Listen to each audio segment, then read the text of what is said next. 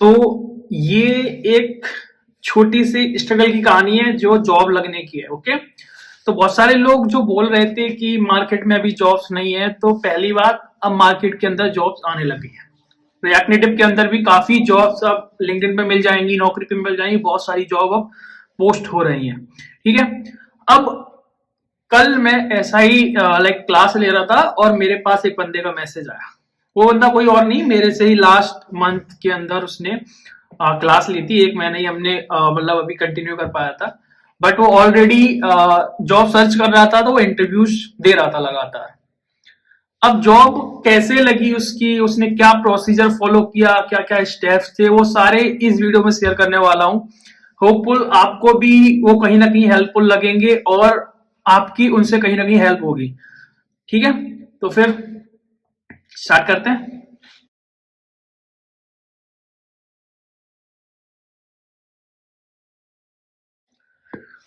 तो सबसे पहले जो लोग बोलते हैं कि सर नौकरी पे और लिंक्डइन पे कॉल नहीं आती है, या फिर वहां पे हम जॉब्स दिखती नहीं, अप्लाई क्या करें।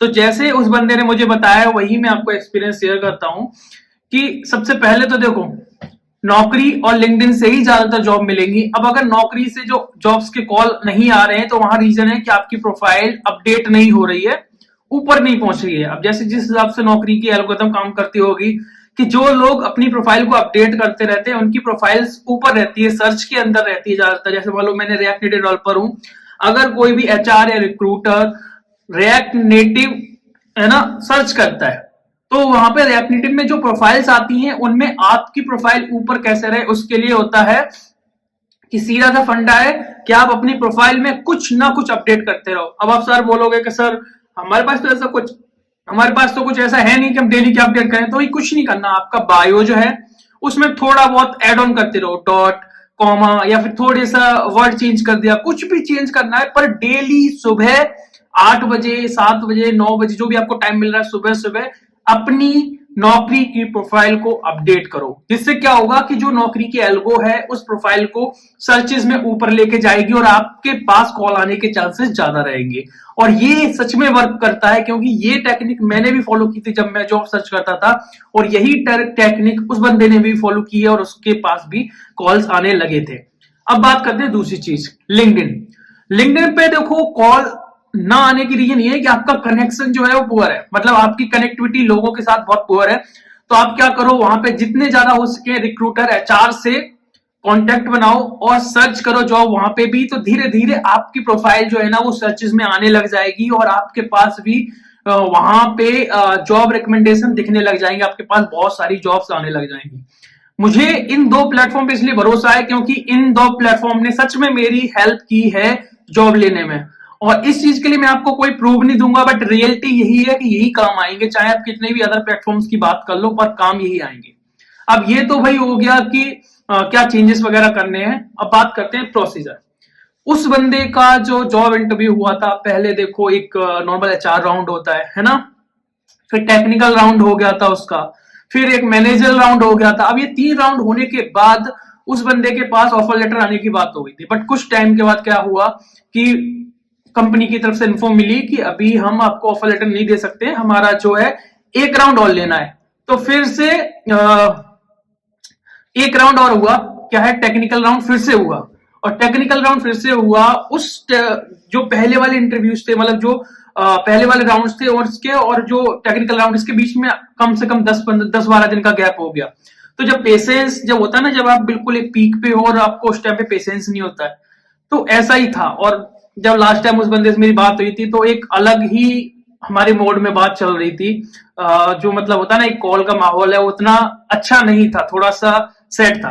क्योंकि डेफिनेटली आप किसी चीज के लिए प्रिपेयर कर रहे हो, चाहे वो 1 लाख हो, चाहे 10 लाख हो, चाहे 15 लाख हो, मैटर नहीं करता। आपका जो गोल है, अगर वो गोल आपको अचीव नहीं हो रहा है, तो दुख तो होता है मेहनत करने के बाद। बट हुआ क्या कि फाइनली उसका मैसेज आया कल मुझे।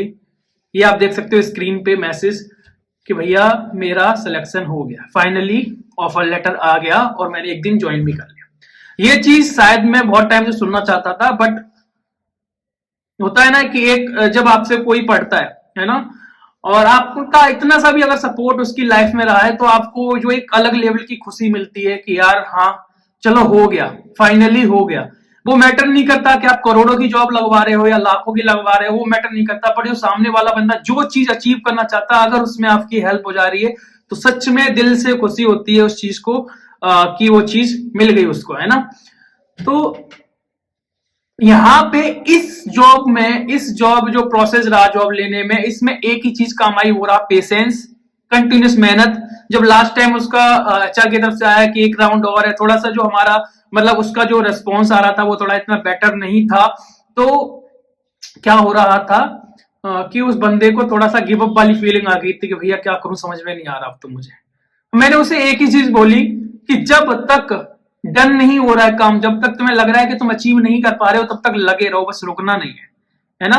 तो उसने जावास्क्रिप्ट पढ़ी और जो कॉन्सेप्ट थे वो पढ़े, जो भी चीजें थी वो सारी चीजें पढ़ता रहा और 8-10 दिन के अंदर पेशेंस रखा उसने और उसका हो गया। फाइनली उसका जो भी पैकेज था, जो भी करंट पैकेज था, उससे 100% पैकेज उसको मिल गया। तो ये चीज बहुत ज्यादा मैटर करती है, चाहे आप गोल कितना बड़ा भी बनाओ, अगर वो गोल आपका अचीव हो जाता है तो उससे बड़ी दुनिया में कोई खुशी नहीं है ना। तो रिएक्ट नेटिव की जॉब्स मार्केट में आ गई हैं और होपफुली आप लोग भी अगर ट्राई कर रहे हो तो ये जो टेक्निक्स बताई हैं प्रोफाइल को अपडेट करने की, एंड लगातार सारे रिएक्ट नेटिव को अच्छे से पढ़ो, क्योंकि उसके जो क्वेश्चन पूछे गए थे वो वही क्वेश्चन, रिएक्ट नेटिव के सारे क्वेश्चंस हमेशा उसका मेरे से एक ही चीज उसने रिप्लाई दिया कि सर जो रिएक्ट नेटिव के क्वेश्चंस पूछे जाते थे वो मैं हर एक उन्हें अच्छे से एक्सप्लेन करता था। जावास्क्रिप्ट के क्वेश्चंस उन्होंने पूछे तो कुछ घुमा के पूछे गए, बट डेफिनेटली उनमें भी अगर आप मोस्टली क्वेश्चंस का आंसर देते हो, और रिएक्ट के डेफिनेटली हुक्स एंड वही सारी चीजें हैं ना, तो क्वेश्चंस बहुत ज्यादा अलग नहीं है। जब उसके क्वेश्चन उसने मुझे बताया तो बहुत ज्यादा अलग नहीं है, वही क्वेश्चंस हैं जो मैं आप लोगों को टॉपिक्स पढ़ाता हूं, बट आपको उन सब चीजों को पढ़ने के बाद थोड़ा सा अलग तरीके से अलग अलग सिनेरियो में सोच के प्रैक्टिस जरूर करनी होगी, तो आपका इंटरव्यू डेफिनेटली निकल जाएगा। और जब भी आप जो इंटरव्यू निकाल रहे हो तो उसके बाद जब आप नेगोशिएशन कर रहे हो अपनी सैलरी वगैरह के बारे में, तो डेफिनेटली वहां पे आप घबराओ मत। अगर सच में आपने स्किल्स पे काम किया है तो नेगोशिएट करो और एक अच्छी सैलरी लो। ओके, तो आई होप ये वीडियो आपकी कुछ ना कुछ हेल्प करेगा। अगर सच में हेल्प हुई तो लाइक जरूर कर देना, चैनल को सब्सक्राइब कर देना। मिलते हैं नेक्स्ट वीडियो में, तब तक के लिए बाय।